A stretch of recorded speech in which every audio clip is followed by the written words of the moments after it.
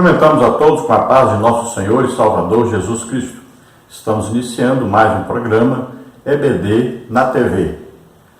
Nós estamos agora morando em Americana, São Paulo.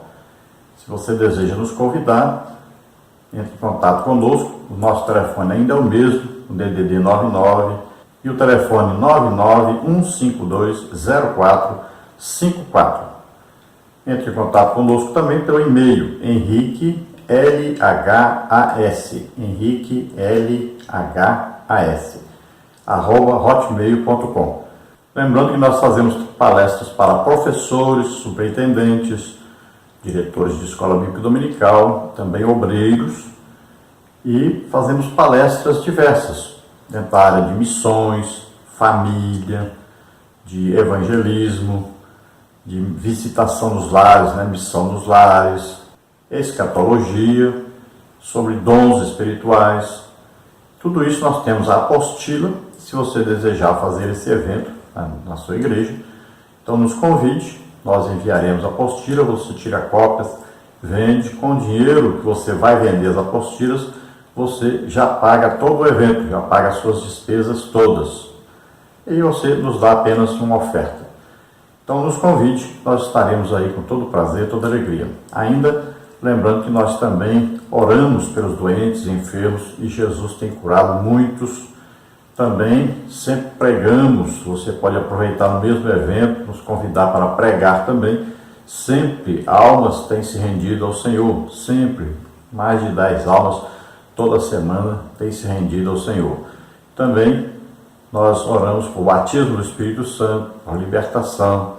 Então você nos convide, nós podemos fazer um evento de escola bíblica dominical ou de outra coisa, e além disso ainda podemos também ministrar curas, batismo do Espírito Santo, libertação. E principalmente, é claro, salvação de almas. Nós estamos iniciando o terceiro trimestre de 2019. Nós estamos aí estudando agora nas revistas da CBAD com o tema Tempos, Bens e Talentos, sendo mordomo fiel e prudente com as coisas que Deus nos tem dado. E nós temos que saber que na Bíblia nós encontramos como mordomo aí a figura ou tipo do Espírito Santo. Veja bem que o Espírito Santo é quem coordena todo o trabalho da igreja. A igreja é o corpo de Cristo, a cabeça do corpo é Jesus, e o mordomo dessa igreja, desse corpo, é o Espírito Santo. É ele que vai coordenar todo o trabalho, ele que vai capacitar aqueles que vão trabalhar. Veja só, ele que ensina esses que vão trabalhar, ele que direciona, ele que inspira. Olha só, é o trabalho do mordomo, ele que vai aqui capacitar a cada um para fazer a grande obra, que é a obra de salvação que o corpo de Cristo deve fazer na terra. Toda a igreja deve estar unida em torno de um propósito só: salvação de almas. Todos unidos em torno disso, salvação de almas. E o que é preciso então para a salvação das almas? Então nós vamos ver que cada um deve estar ocupado na obra de Deus, fazendo a obra de Deus. Ao mesmo tempo em que trabalha secularmente, todo crente também trabalha para a salvação de almas. Então todos nós devemos estar sempre com este pensamento, essa intenção no coração, a salvação das almas. Todos nós temos que trabalhar para ganhar pelo menos uma alma aí por mês, Tem gente que fala por ano aí, é um absurdo, mas todo crente deveria pelo menos ganhar uma alma por mês. Imagine, se nós fizéssemos realmente o nosso trabalho de mordomo, como seria maravilhoso. Quantas almas seriam salvas todo ano? Então, esse é o grande objetivo da igreja. Jesus disse: não fostes vós que me escolhestes, mas eu escolhi a vós, para que vades e deis fruto, e o vosso fruto permaneça. Jesus disse: ide por todo mundo, pregai o evangelho a toda criatura. Quem crer e for batizado será salvo, porém quem não crer será condenado. Então veja só, um ide é uma ordem, né? Ó, ide, ensinai todas as nações, batizando-as em nome do Pai, do Filho e do Espírito Santo. Então é ordem para todos nós que aceitamos a Jesus como Senhor e Salvador, fazemos parte do corpo de Cristo, que é a igreja, e temos então um trabalho a realizar. Então, olha, a nossa casa é um lugar de evangelismo. Veja bem, cada um de nós é responsável por evangelizar. E nós temos o quê? Que estar unidos com o Espírito Santo, em sintonia com o Espírito Santo. E ele vai nos guiar, nos conduzir, nos orientar. O que fazer, como fazer, onde fazer. E nós vamos fazer uma grande obra para Deus. Então, o nosso tempo deve estar coordenado, né, dominado, controlado e programado para que nós possamos fazer a obra de Deus. Então, nós temos que ter um tempo para oração, nós temos que ter um tempo para leitura bíblica, nós temos que ter um tempo para jejuar, nós temos que ter um tempo para evangelizar, nós temos que ter tempo para louvar, para adorar a Deus. Temos que ter, então, um controle do nosso tempo. Então, nós também, cada um de nós em particular, deve ser como uma árvore que sempre está produzindo fruto. Então, neste trimestre, nós estaremos estudando aí sobre mordomia cristã. Então, trabalhar, servir. E mordomia fala de alguém que serve, mas alguém que serve coordenando. Veja bem, alguém que serve orientando, alguém que serve, mas é aquela pessoa que é íntima do dono, que é de confiança do dono. Neste trimestre nós temos aí como comentarista o pastor Elinaldo Renovato de Lima, que é pastor presidente ali em Parnamirim, Rio Grande do Norte. Lição número 3, a mordomia da alma e do espírito. E durante o mês de setembro agora, nós estaremos também todo mês, todo fim de semana do mês, durante todo mês, na verdade, morando em Martinópolis. Então nós somos convidados para estar durante todo o mês ministrando em diversas congregações em Martinópolis.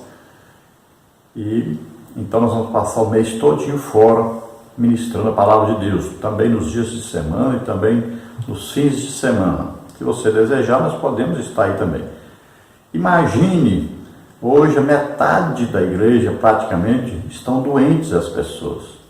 Imagine quanto dinheiro está sendo jogado fora, com farmácia, médico, remédios. Então nós ministramos curas. E Jesus tem curado muita gente, é um canal de Deus para ajudar financeiramente a igreja também. Não é só a pessoa ser curada, parar de sofrer dores, né, caroços, aí vários tipos de doenças, de enfermidades têm sido curadas. Não é só isso. Além disso, tem a parte financeira para ajudar a igreja. Então esse dinheiro que está indo para a farmácia, para médico, nós vamos ver que esse dinheiro vai ser agora aplicado na obra de Deus. Esse dinheiro estava sendo aí desviado para doenças e enfermidades. Então, é preciso você, que é líder, você que é pastor, investir mais nesta área de curas. As pessoas precisam ser curadas. E Jesus passava metade do tempo dele curando as pessoas.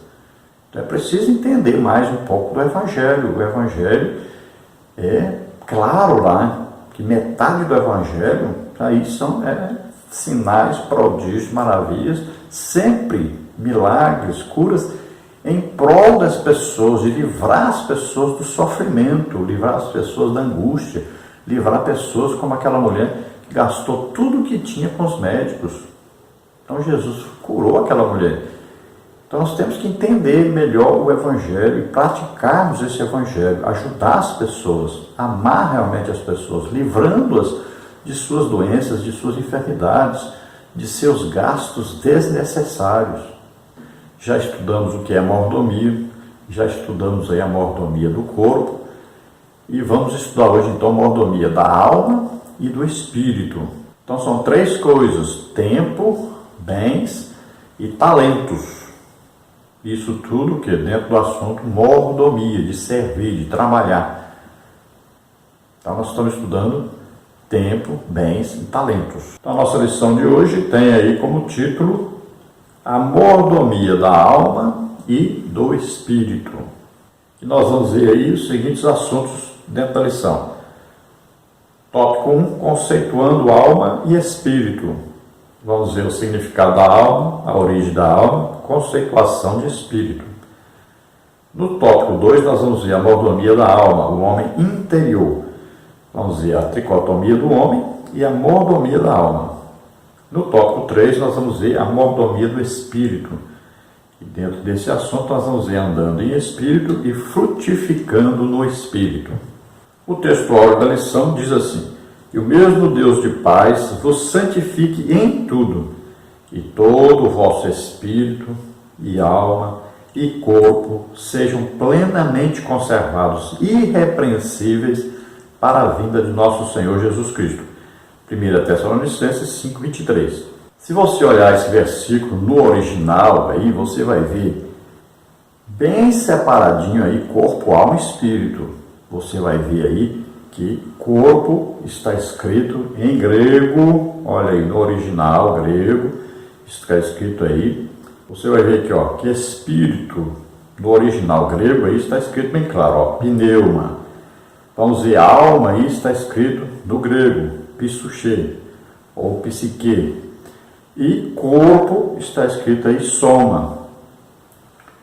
Então está bem claro, não tem nada misturado aí, nenhuma palavra significando duas coisas não. Aí cada palavra tem o seu significado e tem o seu original. Não tem como mudar isso. Então o homem é claramente espírito, alma e corpo. Isso é o que? Indicando o quê? Que Deus fez primeiro o espírito, depois a alma, depois o corpo. Se você olhar em Gênesis, a formação do homem, quando Deus vai assoprar no homem, ele vai soprar uma coisa que já existia. O corpo é que foi feito para que o que existia entrasse no corpo. Lembre-se bem, tudo que é espiritual existe antes do material. Olha, os mundos pela palavra de Deus foram criados. Então, antes de existir, para Deus já existia. Assim também o ser humano. Por isso que Deus diz para Jeremias, ó, antes que você fosse formado no ventre da sua mãe, eu já te conhecia. Já existia. Então Deus criou primeiro o que? É o espírito, a alma, depois é que vai colocar no corpo. Olha lá, Sansão. Deus vem para a mãe de Sansão e diz: você não pode mais, a partir de hoje, tomar nem vinho, nem comer coisa imunda, porque o filho que vai nascer de você vai ser o Nazireu, que é o Sansão. Mas ela não tinha nem ainda feito sexo com seu marido, nem tinha concebido ainda. Então ele está falando uma coisa do futuro, mas para Deus, Sansão já existia. Seu espírito e sua alma já existiu. Então quando ela vai ter relação sexual com seu marido Manoá, então aí Deus vai o quê? Assoprar. Deus vai soprar nesse embrião, então, né? Aí a alma e o espírito. Então veja só que coisa seríssima. Quando alguém aborta, né? Olha só, está cometendo um assassinato, na verdade. Quando alguém evita filho, está evitando que a vontade de Deus seja feita. E que o ser que para Deus já existia, nasça. Então é coisa seríssima isso. Pense nisso. Filhos são bênçãos do Senhor. Então, o que queremos provar aqui é que existe realmente espírito, alma e corpo, 3 coisas diferentes. Vamos ver outro versículo para provar claramente isso. Veja Hebreus 4:12, que diz assim: porque a palavra de Deus é viva e eficaz, e mais penetrante do que espada alguma de 2 gumes, e penetra até a divisão da alma, olha aí, psique, né, ou psuche, e do espírito, pneuma, e das juntas e medulas, que é claro que quer dizer parte material do corpo, e é apta para discernir os pensamentos e intenções do coração. Você quer ver no Antigo Testamento, coisa clara também sobre o espírito, olha aí. O Senhor Deus dos espíritos de toda a carne põe um homem sobre esta congregação. Números 27, 16. Olha aí, Números 16, 22, que diz: mas eles se prostraram sobre os seus rostos e disseram: ó Deus, Deus dos espíritos de toda a carne, pecará um só homem e indignar-te-ás tu contra esta congregação? Vamos ver mais um exemplo aí no Novo Testamento, Jesus falando sobre o Espírito, olha bem. E clamando Jesus com grande voz, disse: Pai, nas tuas mãos entrego o meu espírito. Então é muito claro, né? Espírito é uma coisa, alma outra coisa, corpo outra coisa. Três coisas diferentes. Agora, se você falar assim, mas e quanto à parte que nós vemos, ou seja, a parte material que você enxerga, e a parte espiritual, a parte que a gente não enxerga? Aí seriam duas coisas, porque você enxerga só o corpo, não enxerga espírito e alma.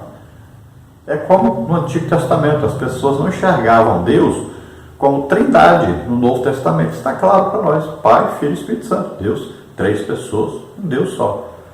Mas no Antigo Testamento eles não entendiam nem de tricotomia e nem de trindade. É claro isso. Ora, no Antigo Testamento Deus prometeu que um profeta, né? Eles tinham conhecimento de um Messias que viria, mas não Deus. Se falasse que era Deus que aparecia aqui e ter o Deus Pai lá no céu, eles iam falar: não, isso é idolatria. Aqui tem ainda o Espírito Santo, isso é idolatria. Três deuses.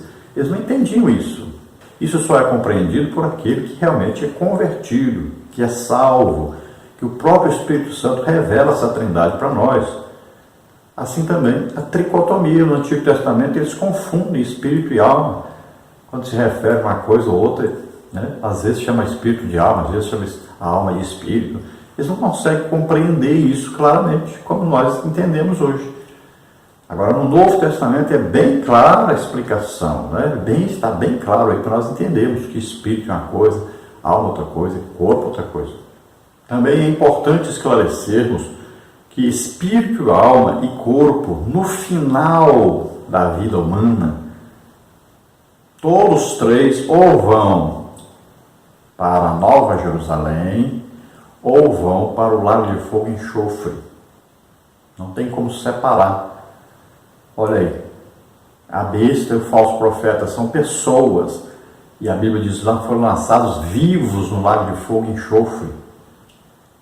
Olha aí, sabemos que no dia do juízo final vai haver o que? A ressurreição de todos que morreram sem Cristo, vão ressuscitar e vão ser julgados ali e condenados ao lago de fogo e enxofre. Olha aí, seus corpos corrompidos, suas almas que estão no inferno, seus espíritos que estão no inferno. Você fala, mas esse espírito não foi Deus que deu? Salomão não disse? Salomão diz que o espírito dado por Deus ao crente, né? Então ele volta para Deus, está claro, porque ele está unido ao Espírito Santo. Mas o espírito do ímpio está unido a Satanás, porque é a parte espiritual de todo ser humano, o espírito com letra minúscula. Então ele acompanha a alma. Você mesmo fala: o espírito e a alma são inseparáveis. Então, que é a parte que você não vê, não quer dizer que são inseparáveis, porque a palavra de Deus diz que a própria palavra de Deus separa aí, né? Espírito, alma e corpo estão separados. São três coisas diferentes.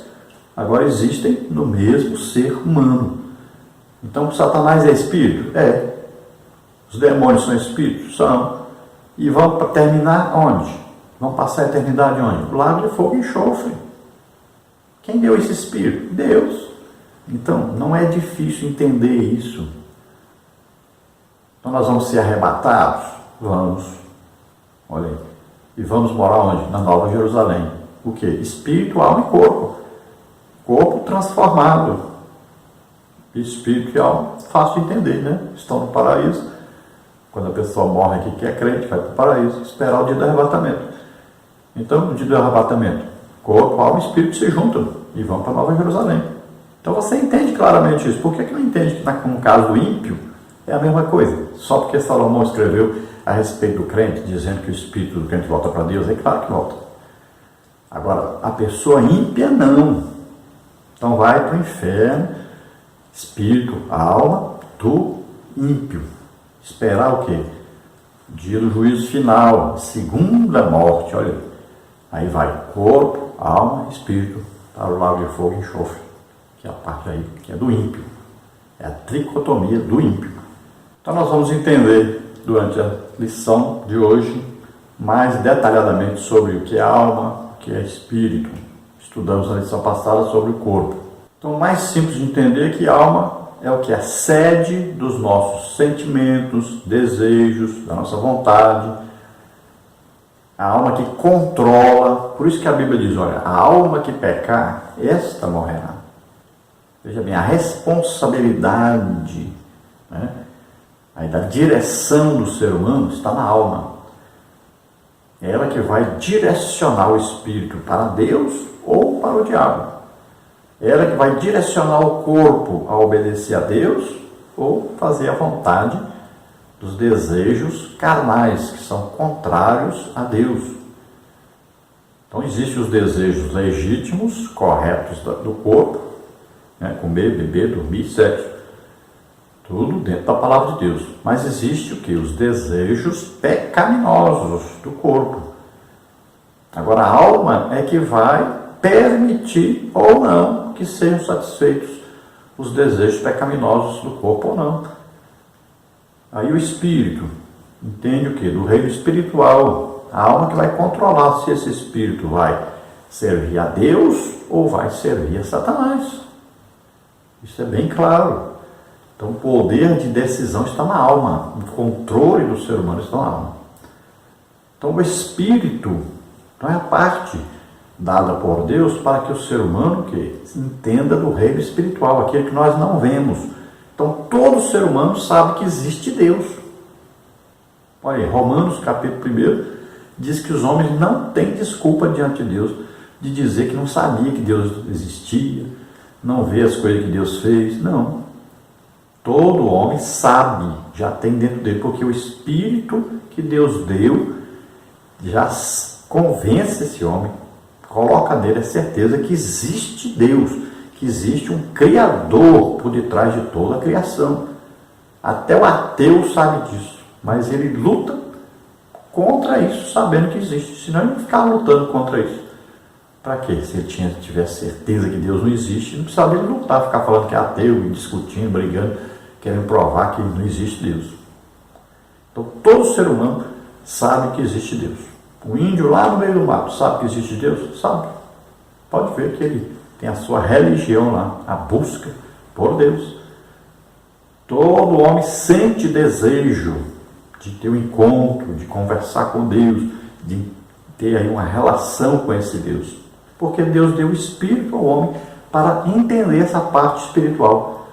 Todo homem, a partir da idade cognitiva, toda criança, todo ser humano, sabe que existe Deus, mas também sabe que existe um inimigo de Deus. Então essa parte espiritual do homem, do espírito, ela tem certeza que existe um reino espiritual bom e existe o mal. Por isso que Deus, quando Adão peca, o que Deus diz? Agora o homem é como um de nós, sabendo a diferença entre o bem e o mal. Veja que está escrito isso na Bíblia. Então todo ser humano sabe a diferença entre bem e mal. Em Deuteronômio está escrito, olha, eis que eu coloco diante de vós, aí o quê? A morte e a vida. Olha aí. O mal e o bem. E Deus diz bem claro, escolhe a vida, escolhe o bem, escolhe Deus, para que você seja salvo, se dê bem, vá morar na Nova Jerusalém com Deus. Então a escolha que o homem faz é o livre arbítrio que nós ensinamos. Quando Deus diz escolhe, então está dizendo escolhe, você que escolhe. Para onde quer ir, onde quer passar a eternidade. Porque você tem a sua alma que vai decidir se vai levar o espírito, conduzir o espírito para o lado de Deus ou para o lado de Satanás. Se vai permitir que o corpo atenda aos seus desejos pecaminosos ou vai controlar esse corpo para servir a Deus em santidade. Vamos ver a verdade prática que diz: ao lado do corpo, a alma e o espírito devem estar preparados para a vinda do Senhor Jesus Cristo. Aqui em 1 Tessalonicenses 5,23 está falando do espírito, alma e corpo conservados e irrepreensíveis, ou seja, servindo a Deus, porque na hora do arrebatamento da igreja, como é que Deus identifica quem é filho, quem é que sobe e quem é que fica? Ele enxerga o quê? Ele enxerga o Espírito Santo em nós. O dia que nós aceitamos a Jesus como Senhor e Salvador, nós recebemos o Espírito Santo, vem morar em nós. Nós temos que manter íntima comunhão com o Espírito Santo. Então nós estamos estudando a Bíblia, né? Escutando a palavra de Deus, sendo lavados aí pela palavra. Nós estamos orando, conversando com Deus, sendo edificados na oração. Nós estamos jejuando, controlando o nosso corpo. Estamos fazendo a obra de Deus. Estamos todo o tempo esperando a vinda de Jesus nos buscar, amando essa vinda. Então nós estamos em comunhão. Temos que manter esta comunhão com o Espírito Santo. Aí quando Jesus vier, ele sabe quem é que está mantendo essa comunhão com o Espírito Santo. Ele olha, ele vê, enxerga espiritualmente. Então é como se fosse um imã atraindo, né, o metal. Então Jesus atrai quem tem, que é o Espírito Santo. É Deus se unindo, que é Deus mesmo. Então o Espírito Santo é Deus, Jesus é Deus. Então, olha só, atrai quando ele chega sobre as nuvens, no dia do arrebatamento. Então nós somos transformados. Olha, o Espírito Santo já mora dentro de nós, é ele que vai transformar-nos. É o poder do Espírito Santo que faz isso. Então ele nos transforma o nosso corpo mortal em imortal. Transforma o nosso corpo terrestre, que foi feito para viver na terra, transforma no corpo celeste, para viver no céu. Transforma o nosso corpo material, né, feito do pó da terra, transforma em corpo espiritual, para nós morarmos no céu. Então, é uma transformação. Para morar na terra, tinha um tipo de corpo, para morar no céu, é outro tipo de corpo. Então, nosso corpo é transformado, né? Vem aí a alma e o espírito. Se você está vivo, então já sobe junto. E se você já morreu, você é crente, salvo, aquele que já morreu, então o espírito e a alma estão no paraíso, vem, pega esse corpo transformado, né, e sobe então aí a tricotomia, corpo, alma e espírito. No caso, espírito, alma e corpo, porque agora é o ser espiritual. Então sobe e vai morar com Jesus eternamente na Nova Jerusalém. A leitura bíblica em classe está em Gálatas 5, 16, 22 e 25, que diz: digo, porém, andai em espírito e não cumprireis a concupiscência da carne. Porque a carne cobiça contra o espírito contra a carne, e estes opõem-se um ao outro, para que não façais o que quereis. Mas se sois guiados pelo Espírito, não estáis debaixo da lei.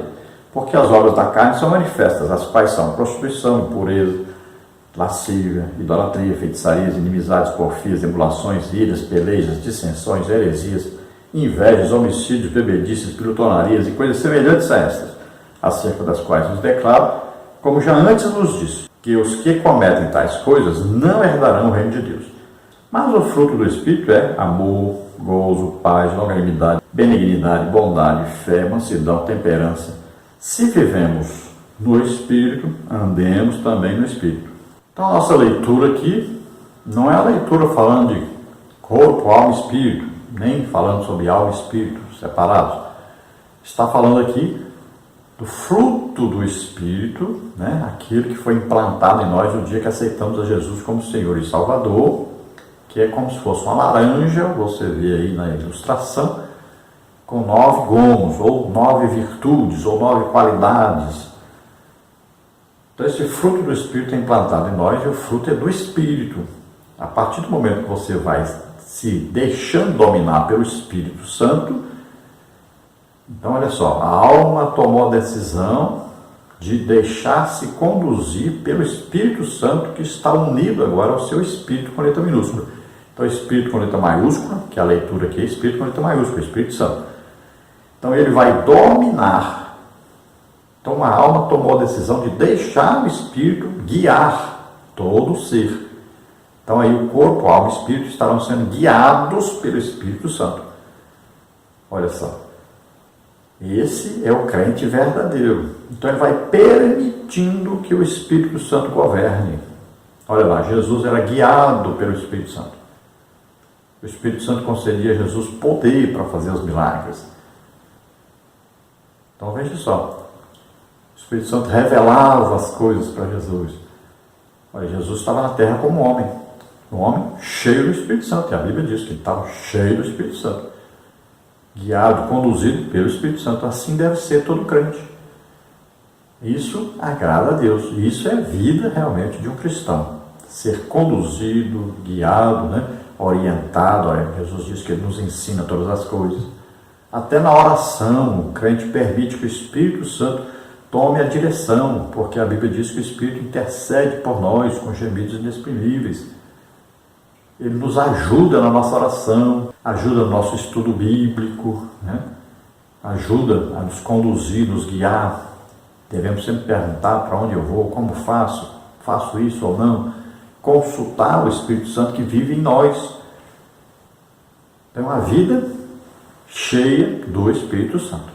E se nós vivemos então conduzidos pelo Espírito Santo, nós não vamos atender aos desejos contrários que o corpo pode se interessar por eles. Tudo que for contrário à palavra de Deus, o Espírito Santo vai combater isso. Por isso que existe essa luta, né?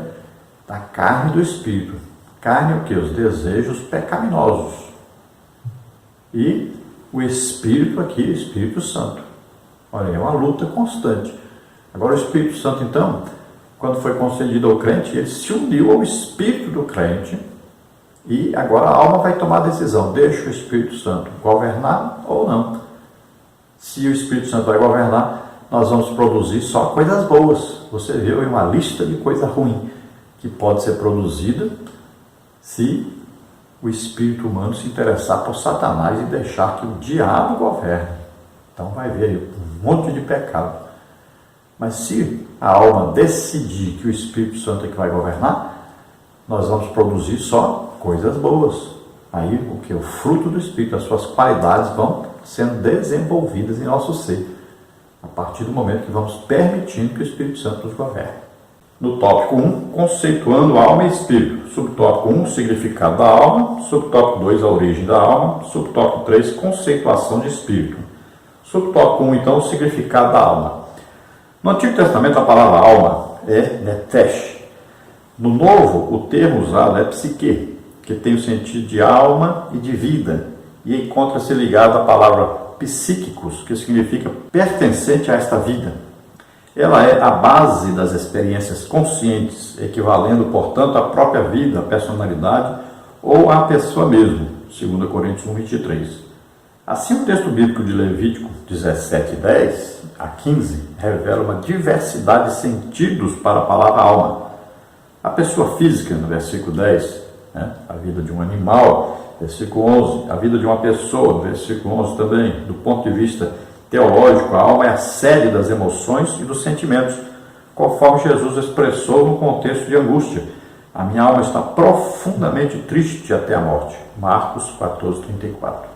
Então veja aí Levíticos 17, 10 a 15. Vai. Qualquer homem da casa de Israel, dos estrangeiros que é peregrino entre vós, que comer algum sangue contra aquela alma que comer sangue, eu porei a minha face e extirparei do seu povo. Porque a alma de toda a carne é o seu sangue, qualquer que comer será extirpado.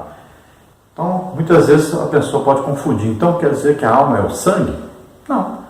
Se a alma é responsável pelos pensamentos, sentimentos, desejos, sangue se entristece? Não. Sangue não tem sentimento. Aqui a referência é o quê? A vida do corpo. O corpo não sobrevive sem sangue. Olha aí. Se a pessoa morreu, o corpo morreu, a alma vai ficar aí? Não, a alma vai embora. Então é isso que significa aí. Porque sem o sangue, o corpo morre. E se o corpo morrer, a alma vai embora. Então, essa é a significação aí. Porque o sangue é vida, significando exatamente isso. Então, a alma aí só vai existir naquele corpo se tiver sangue. Então, o sangue aqui é o responsável por manter vivo o corpo, para que a alma se mantenha nesse corpo e o espírito se mantenha nesse corpo. Esse é o significado. Os animais vão para o céu? Não. Não existe base bíblica nenhuma para dizer isso. Os animais possuem alma? Sim, Deus fez toda a alma vivente. Agora, a alma do animal é diferente da alma do homem. Porque o animal é irracional, é uma alma que não tem o poder de decisão, de criação. Veja só. O homem não. O homem tem uma alma que tem um poder de decisão, né? Que é o livre-arbítrio, de decidir o que vai fazer. E o ser humano é um ser inteligente, é um ser racional. Por isso que nós prestamos um culto racional. Você tem o desejo, você vai e faz o culto. É pela razão, você vai e faz. Já o animal não, ele faz aquilo que está determinado para ele fazer, ou para o que ele foi treinado a fazer. Então o animal vai fazer aquilo, você vai treinar o animal. Você, até a própria Bíblia diz em Tiago, né, diz que nós domamos todo tipo de animal.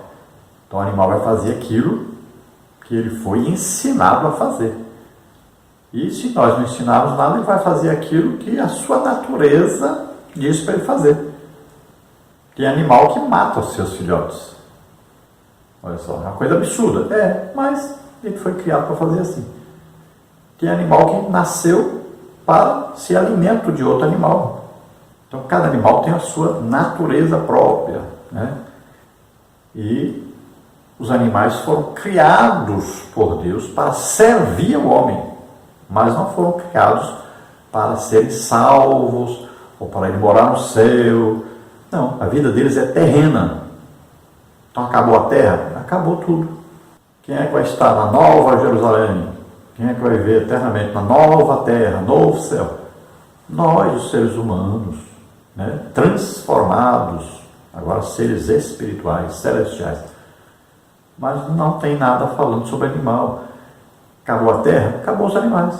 Então a alma é a sede das emoções, da vontade, dos sentimentos. Veja bem que é isso se referindo que aos seres humanos. Ao ser humano homem, ser humano mulher. Subtópico 2, a origem da alma. A alma está unida ao espírito e por isso é humanamente impossível separá-los. Só a palavra de Deus pode fazê-lo, Hebreus 4,12. Assim, tanto a alma quanto o espírito constituem a parte imaterial do ser humano. Em relação à origem da alma, há pelo menos 3 teorias que tentam explicá-la. A teoria da pré-existência, do criacionismo e da participação. Não está escrito na Bíblia que só a palavra de Deus é que penetra lá na divisão entre alma e espírito. Diz que a palavra de Deus penetra lá, não está dizendo que só a palavra de Deus penetra lá, que só a palavra de Deus pode separar. Não diz isso. Cuidado aí, né? Porque às vezes a interpretação que a gente faz das coisas, a gente afirma uma coisa que não está escrita. Então, olha, é separado, completamente separado, uma coisa diferente completamente da outra.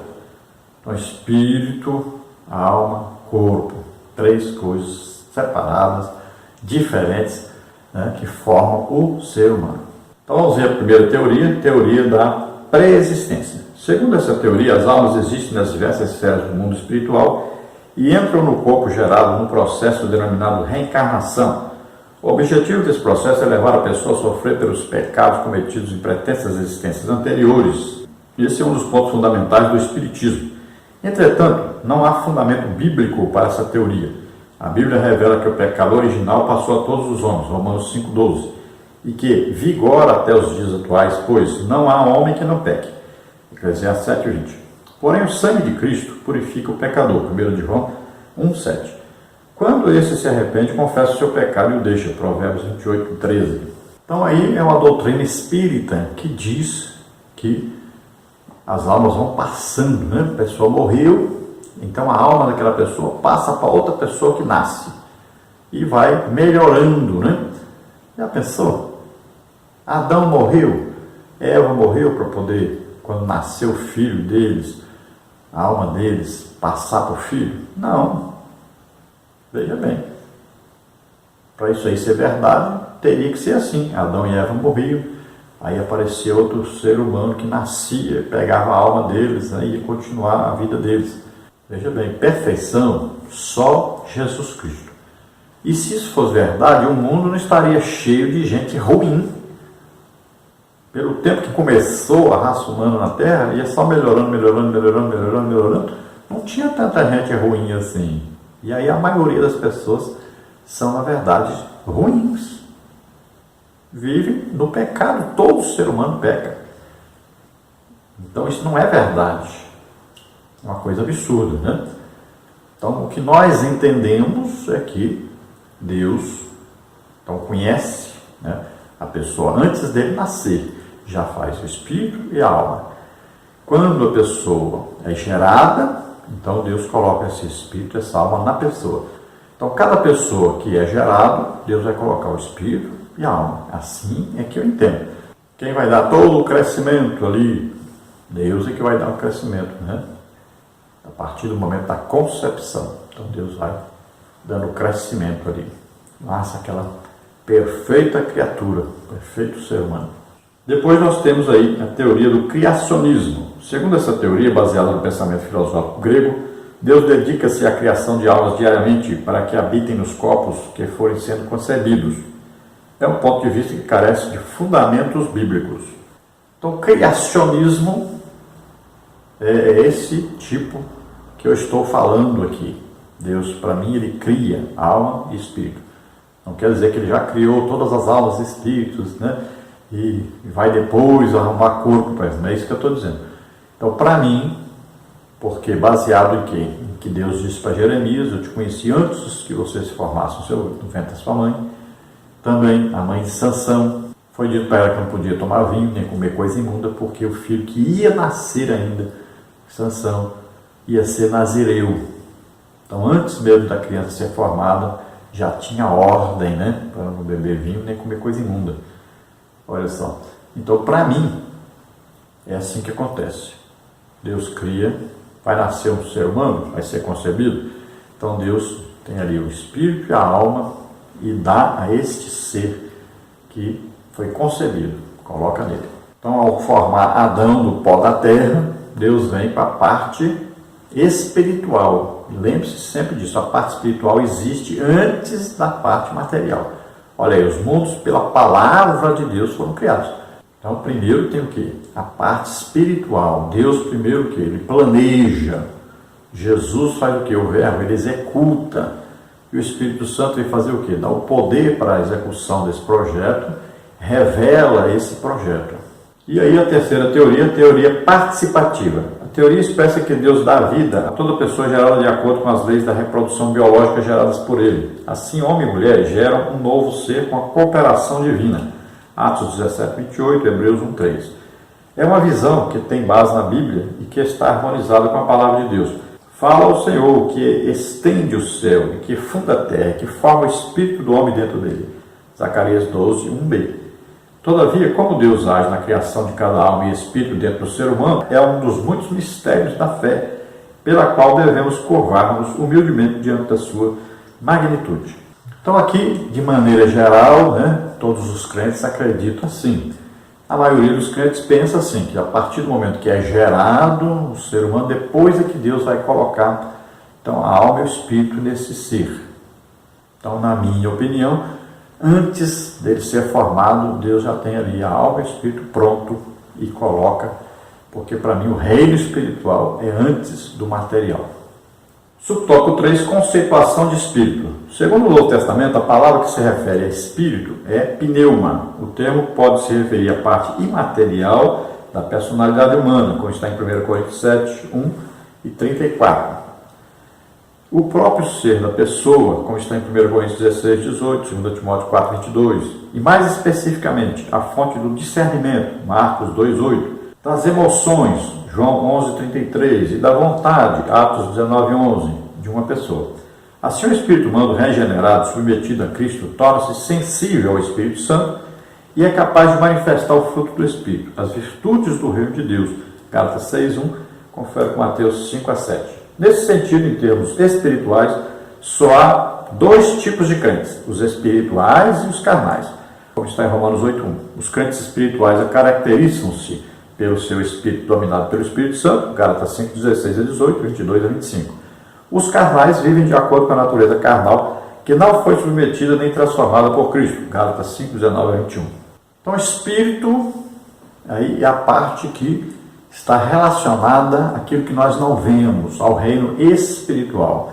Então, o espírito é que pode nos conduzir a Deus ou a Satanás. Mas quem vai direcionar isso é a alma. Então, a pessoa natural é aquela que nasceu, herdou o pecado de Adão, a partir da idade cognitiva começa a cometer pecados, sabe que é pecado e continua pecando, está condenado, o seu destino é inferno, depois lago de fogo e enxofre. Então aí, esse espírito com letra minúscula, junto com a sua alma, com seu corpo, serão lançados no lago de fogo e enxofre.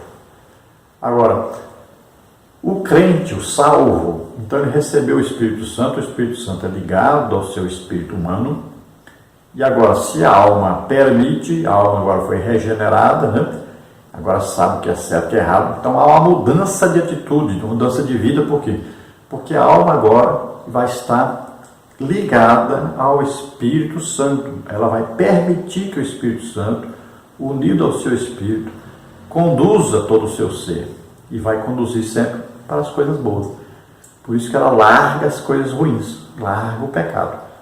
Agora, o que é o carnal? O carnal é esse crente que foi transformado, aceitou Jesus, recebeu o Espírito Santo. Aí o que aconteceu? Ao invés de permitir o Espírito Santo que o governe, ele está permitindo que o corpo, com seus desejos pecaminosos, o governe. Então ele vive na prática dos pecados. E aí essa luta constante dentro dele, o espírito puxando para o lado de Deus e o seu corpo agora querendo ser agradado, puxando para o lado do pecado. Então é uma luta constante que existe. E que nós ilustramos essa luta na aula passada, com aquele homem com os dois cães, um cão pequenininho e um grandão, e colocava os dois para brigar e o pequenininho ganhava. Então, um dia chegou uma pessoa para ele e disse: me ensina aqui, eu te pago uma fortuna para você me dizer por que esse pequeno ganha. Então ele disse: eu dou comida para o pequeno, mas o grande eu deixo 3 dias sem comer. Então quando eles vão brigar, o grande está bem fraquinho e perde a luta. E assim somos nós. O que nós alimentamos e o que nós deixamos como fome? Então nós temos que dominar o corpo, fazer jejum, também é importantíssimo, e manter o corpo no domínio do Espírito Santo que vai estar unido ao nosso espírito.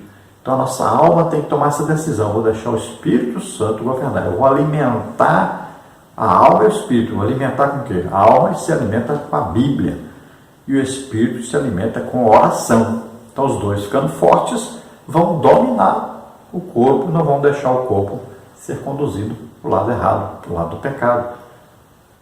Então, olha só, é simples isso, É simples de falar, mas difícil de fazer, de praticar. Então, nossa vida toda é uma luta. Nós vamos lutar contra o pecado, porque o nosso corpo no passado foi subjugado pelo pecado. Então, ele tem desejos. Então, este corpo tem desejos que não podem ser satisfeitos, senão nós estaremos em pecado. Então, o carnal é aquele que atende esses desejos do corpo que antes estava debaixo do domínio do pecado. Então, se nós somos novas criaturas, se vivemos em espírito, dominados, governados pelo Espírito Santo, nós não vamos permitir que esses pecados assumam o governo do nosso corpo. Então, o poder de decisão está na alma. Temos que estar sempre alimentando essa alma com a palavra de Deus, sempre congregando, ouvindo a palavra de Deus, lendo a Bíblia, ouvindo a palavra, sempre lendo, falando para nós ouvirmos. Não é leitura silenciosa, é falando, que a fé vem pelo ouvir e ouvir pela palavra de Deus. Glória a Deus. Vamos agora então ao nosso tópico 2, a mordomia da alma, o homem interior. Subtópico 1, a tricotomia do homem. Subtópico 2, a mordomia da alma. Subtópico 3, a santificação dos pensamentos. Subtópico 1, a tricotomia do homem. Subtópico 2, a mordomia da alma. Subtópico 1, então, a tricotomia do homem. Afirmamos que o ser humano é um ser tricotômico, ou seja, Deus o constitui de 3 partes, conforme revela-nos a sua palavra, em todo o vosso espírito e alma e corpo. 1 Tessalonicenses 5, 23. O corpo, a parte material, refere-se ao homem exterior, 2 Coríntios 4, 16. Já o conjunto imaterial, formado pela alma e pelo espírito, que é envolvido pelo corpo, a Bíblia denomina de o homem interior. Conforme as palavras do apóstolo Paulo, porque segundo o homem interior tem o prazer na lei de Deus. Romanos 7, 22, confere com 2 Coríntios 4, 16. Então aqui é o seguinte, nós temos aí a parte interior que está dentro do corpo, nós não vemos. E existe a parte exterior, que é essa parte que a gente vê. Então você olha para uma pessoa, você vê o corpo, você não enxerga a alma e o espírito dela. Então assim é formado o ser humano, é corpo, alma e espírito, só que o corpo a gente vê, e alma e espírito está dentro, é uma parte imaterial, né? Que a gente não consegue enxergar, não consegue ver. Quem enxerga? Deus. Satanás enxerga? Também enxerga, porque ele é um ser espiritual. Então ele pode enxergar quem é crente e quem não é, né? Ele não sabe o futuro, ele não conhece nossos pensamentos, né? Mas ele sabe se nós somos crentes ou não. E é fácil de entender, fácil de identificar, né? Quem tem o Espírito Santo é crente, quem não tem o Espírito Santo não é crente. Vamos ver então o subtópico 2, a mordomia da alma. A Bíblia declara que a alma do homem, assim como o espírito e o corpo, deve ser conservada irrepreensível para a vinda do Senhor Jesus Cristo. Essa é a essência da mordomia da alma. Cada crente deve mantê-la íntegra e irrepreensível. Alguns aspectos, porém, devem ser considerados na mordomia da alma. Então, a conservação da alma de maneira irrepreensível. Irrepreensível quer dizer que não é digna de repreensão, ou seja, não deve viver em pecado. Então, o ser humano peca, mas o crente está todo o tempo ali na presença de Deus, arrependido dos seus pecados, pedindo perdão e lutando para não pecar mais, lutando contra o pecado. Vamos ver as considerações, então, aí, a respeito da mordomia da alma. No subtópico 1 do subtópico 2, a necessidade da alma.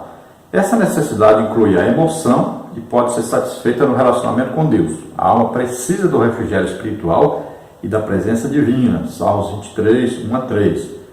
No Salmo 42, o salmista expressa sinceramente a necessidade de sua alma. Como o servo brama pelas correntes das águas, assim suspira minha alma por ti, ó Deus. A minha alma tem sede de Deus, do Deus vivo. Versículos 1 e 2. Quanta necessidade a alma tem por Deus? A Bíblia revela que o Espírito Santo preenche essa necessidade e produz em nós o fruto do Espírito. Gálatas 5, 22 a 24. Então a presença do Espírito Santo em nós traz o refrigério, né? Traz aí essa certeza da presença de Deus conosco, que nós temos essa necessidade, a nossa alma sente desejo de estar com Deus, de se subjugar, se deixar dominar por Deus, de estar em amizade íntima com o Espírito Santo que mora em nós. E uma coisa interessante, orar em línguas traz refrigério, está escrito lá no Antigo Testamento, né? E por línguas, né? E por outras línguas falar esse povo. Aí lá diz refrigério, traz refrigério isso, orar em línguas. Então você quer sentir aí essa comunhão com Deus, né? Esse refrigério da presença de Deus, ore mais em línguas. E a Bíblia diz que quem ora em línguas edifica-se a si mesmo, quem ora em línguas ora bem, quem ora em línguas fala diretamente com Deus. Então, ore mais em línguas. E isso traz refrigério. Então o salmista diz que como um servo que brama pelas correntes de água, assim então minha alma deseja a Deus. Então é matar uma sede, né? O ser humano sente sede de água, não sobrevive sem tomar água. Assim também a nossa alma ela não sobrevive, nunca vai alcançar a vida eterna se não estiver em comunhão com Deus, se não estiver em íntima amizade com Deus. E isso só é possível quando aceitamos a Jesus como Senhor e Salvador e o Espírito Santo vem morar em nós. Faz a ligação entre nosso espírito e Deus. Então veja bem que Isaías diz: os vossos pecados fazem divisão entre vós e o vosso Deus. Né? Então, em divisão. Agora, quando aceitamos a Jesus como Senhor e Salvador, o Espírito Santo faz a união nossa com Deus. Então, o Espírito Santo vai unir o nosso espírito e a nossa alma se deixa, né, se levar por essa amizade, por esse amor, por essa intimidade. Então, ela é satisfeita dessa necessidade que ela tem, essa sede que tem. Todo ser humano tem essa sede, esse desejo de conhecer Deus, de estar com Deus, de falar com Deus, de ouvir Deus, de experimentar a intimidade com Deus. Todo ser humano tem isso, por causa do Espírito que Deus colocou no ser humano. Então a sua alma, ela tem essa sede, esse desejo. Então a partir do momento que nós vamos permitindo que o Espírito Santo governe, né, oriente, então a nossa alma que toma essa decisão, então o fruto do Espírito vai ser desenvolvido em nós. Então, cada dia nós vamos dando mais lugar ao Espírito Santo. Ele vai desenvolvendo aquelas qualidades do fruto do Espírito em nós. No segundo subtópico do subtópico 2, a santificação da alma. É uma necessidade da alma viver santo, sem o qual ninguém verá Deus. Hebreus 12, 14. O ser humano é salvo pela graça de Deus, e isso é dom divino. Efésios 2, 8 e 9. Mas ele precisa também arrepender-se de seus pecados, confessar Cristo como Senhor e santificar-se integralmente em Deus, conforme o apóstolo Paulo ensina. Abstende-vos de toda aparência do mal. O mesmo Deus de paz vos santifique em tudo, e todo o vosso espírito e alma e corpo sejam plenamente conservados e irrepreensíveis para a vinda de nosso Senhor Jesus Cristo. 1 Tessalonicenses 5, 22 e 23. Então a alma precisa de ser santificada. O dia que aceitamos a Jesus como Senhor e Salvador, fomos declarados santos, né? Corpo, alma e espírito, santos. Agora ela precisa ser mantida santa, ou seja, separada para Deus. Precisa o quê? Ouvir a palavra de Deus. Estar sempre em contato com a palavra de Deus. Isso é o quê? Purificação para a alma. Então, é aquela lavagem da água, né? Pela palavra de Deus. Então, sempre ouvindo a palavra de Deus, a nossa alma será mantida santificada. Então, ouvir, meditar na palavra de Deus, né? Aprender, esse interesse pela palavra de Deus. Precisamos ler a Bíblia. Todos nós temos essa necessidade, nossa alma tem essa necessidade. Para se manter santa, precisa de Bíblia, precisa palavra de Deus, precisa ouvir a palavra de Deus. Isso é importantíssimo. E o arrependimento de pecado se dá na alma. Então aí a alma que pecar, esta morrerá. Então, mas se pedir perdão, se arrepender, então será salvo. É preciso haver arrependimento, é preciso tomar a decisão de se submeter a Deus. É preciso tomar a decisão de permitir que o Espírito Santo governe.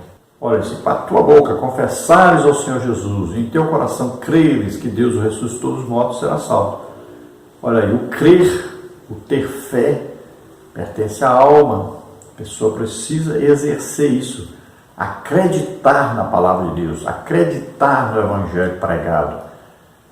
Lá em Efésios 1 diz que nós estamos em Cristo depois de ouvirmos a pregação do Evangelho, da nossa salvação, tendo nele crido, nós vamos acreditar na pregação desse Evangelho, aí nós vamos receber a promessa do Espírito Santo que vem morar em nós.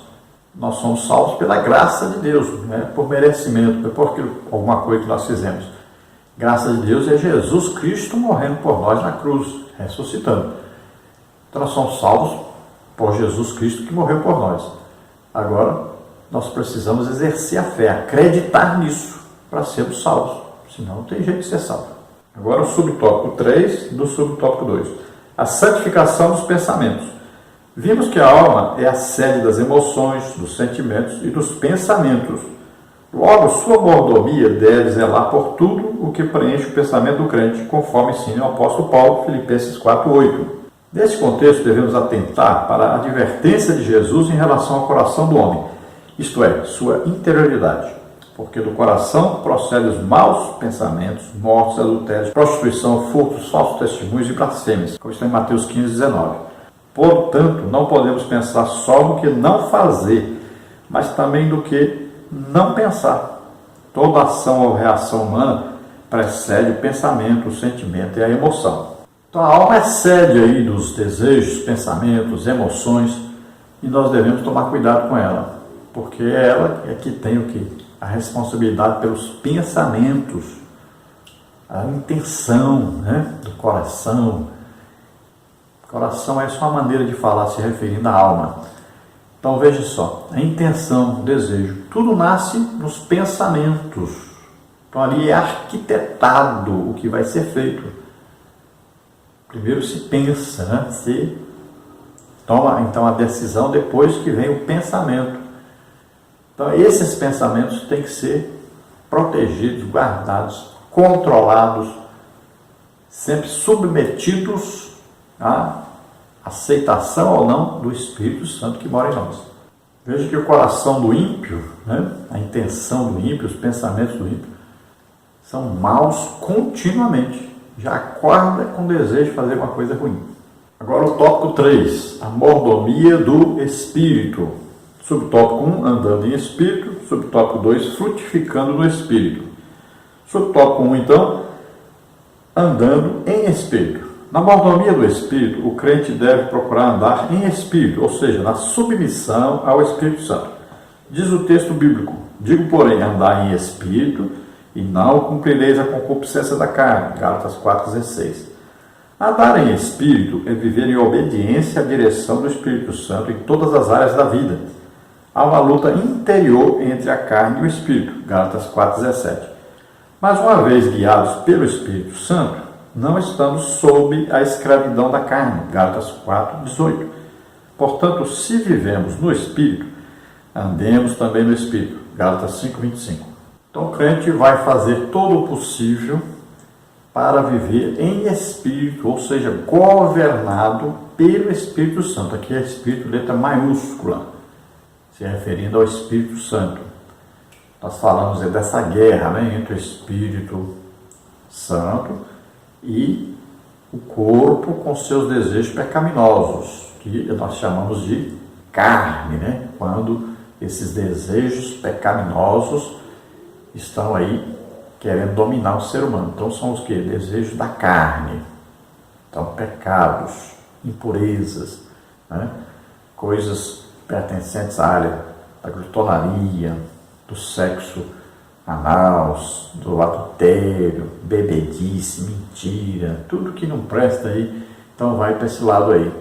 Então a luta que existe é entre o Espírito Santo, que só quer coisa boa, quer que o fruto do Espírito seja desenvolvido em nós, contra esses desejos da carne, ou seja, desejos pecaminosos, e a alma está aí no meio, no centro, como nós falamos. Então, o viver no Espírito é aquele que vai andar no Espírito, ou seja, vai ser guiado, orientado, dirigido pelo Espírito Santo.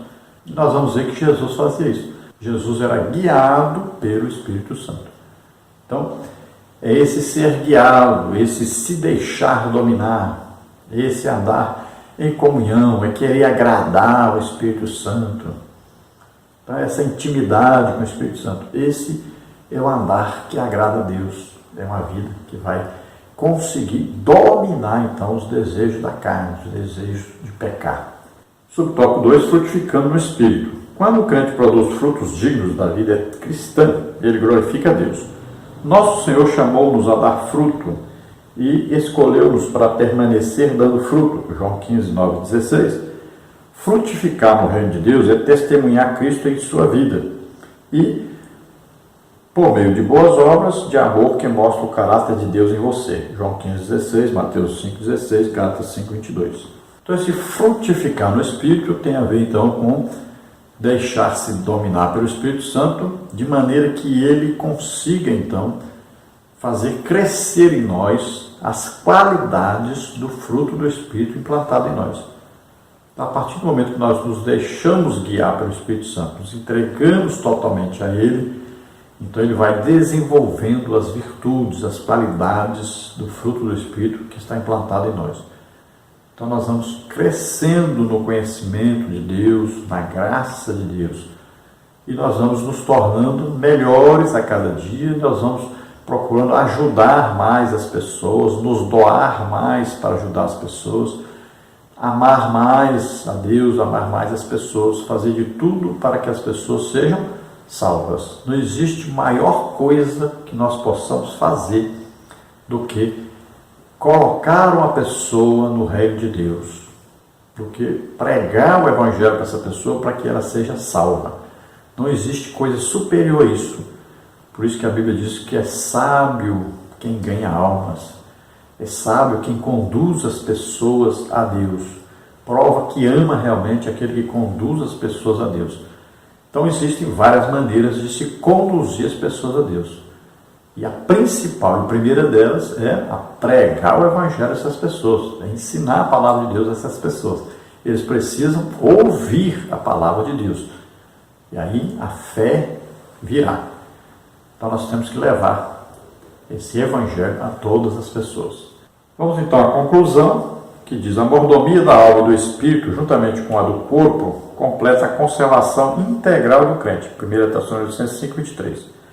Zelar pela nossa interioridade e exterioridade diante de Deus é reconhecer que o Pai quer dominar tudo em nós e não somente partes de nossa vida. Por isso, sinta-se encorajado a expressar Cristo como seu Salvador. Esteja nele, seja santo, para isso Deus nos chamou. Então nós estamos vendo aí que Deus quer que o nosso ser integral seja totalmente controlado pelo Espírito Santo, controlado por Deus, não apenas uma parte do nosso ser. Então, todos os nossos pensamentos, sentimentos, nosso agir, nossas intenções, tudo deve ser governado pelo Espírito Santo. Nós devemos estar sempre debaixo da orientação do Espírito Santo, querendo sempre agradar a Deus, adorar a Deus com a nossa vida, com a nossa maneira de ser, de agir, de fazer. Em tudo devemos agradar a Deus. Então devemos prestar aquele culto que nós estudamos na lição passada, um culto racional a Deus, entregando nosso corpo, nossa alma e nosso espírito, conservando-os santos, separados para Deus, como instrumentos de Deus na terra. Vamos orar agora. Se você deseja aceitar Jesus como Senhor e Salvador, é sua oportunidade de receber a salvação, perdão de todos os seus pecados, o Espírito Santo virá morar em você. Vamos orar agora. Se você está doente, se você está enfermo, vamos orar agora para que você seja curado. Vamos orar. Pai querido, em nome de Jesus, abençoa essas vidas que se chegam a Ti, Senhor, salva agora, convence-nos do pecado, da justiça e do juízo. A graça de Deus revelada na cruz do Calvário foi responsável pela sua salvação. Jesus estava ali, o Filho de Deus, deu a vida por nós, levou sobre ele nossos pecados, doenças, enfermidades, maldições. Receba agora em nome de Jesus. Pai, salva agora essas vidas. Ó Deus, escreve seus nomes no livro da vida. Faz milagres, maravilhas na vida deles. Cura, Senhor, os que estão doentes, enfermos agora. Em nome de Jesus, nós ministramos a Tua cura. Solta essas vidas, toda doença, toda enfermidade, em nome de Jesus. Jesus, morrendo naquela cruz, trouxe a salvação a todos, trouxe libertação, trouxe cura. Em nome de Jesus, receba agora. Pai, escreve os seus nomes no livro da vida. Nós te agradecemos em nome de Jesus, o Pai. Amém. Glória a Deus.